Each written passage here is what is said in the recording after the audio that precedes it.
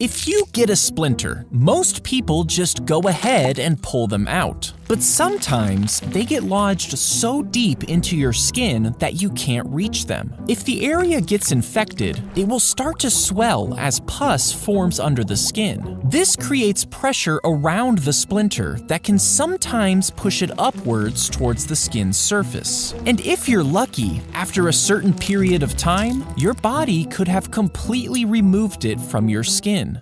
When you get stitches, a doctor threads a needle through your wound and pulls it tight to close the skin. As the stitches hold the edges together, the wound becomes inflamed as new cells begin to repair the tissue. Afterwards, connective tissues and collagens start to create skin. Then, blood vessels form to nourish these developing tissues, filling in the area. And over a few weeks, the wound will have healed together and the stitches are removed.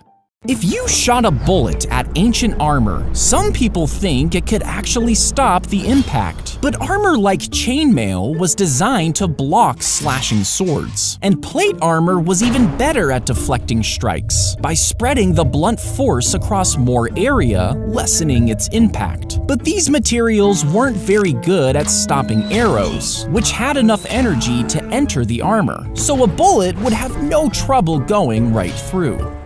If you somehow removed all of the blood vessels in your body and tied them together, you might think it would be about this long. But the human body has thousands of these tiny vessels that weave in and out of every body part. And with all of them combined, if you started in New York, your blood vessels would make it all the way to the Grand Canyon. It would go on to reach all the way across the Pacific Ocean, over Japan, Asia, and all of Europe. And not only would it make it all the way back to your starting point, but it would be able to make this trip 2 to 4 times over.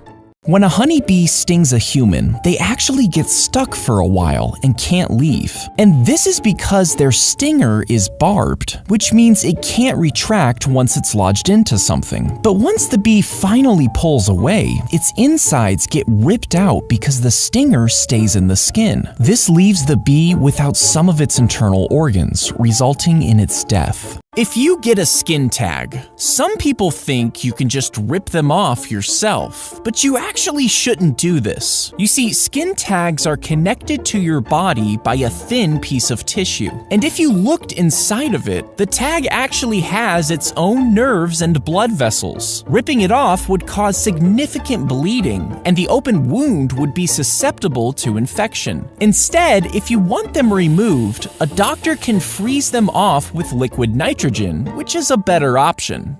Have you ever wondered why the letter E isn't used to grade? Teachers use A, B, C, D, and F, but they skip E. Why is this? Well, the answer is actually pretty simple. You see, back in the day, schools did use the letter E, but in the 1930s, they decided to stop after students and parents thought that it meant excellent. It was quickly replaced with F, because F for failed made more sense.